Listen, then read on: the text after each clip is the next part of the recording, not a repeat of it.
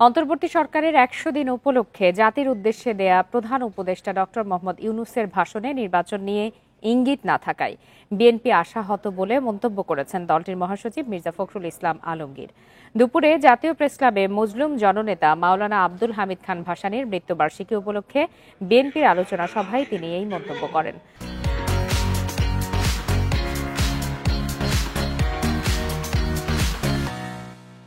ফখরুল বলেন, দ্রুত নির্বাচন হওয়া জাতির জন্য মঙ্গলজনক।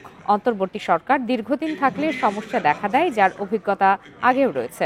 বলেন, বিভিন্ন গুরুত্বপূর্ণ দায়িত্বে রয়ে যাওয়া স্বৈরাচারের দোসররা অন্তর্বর্তী সরকারকে সমস্যার সমাধান করতে দেবে না।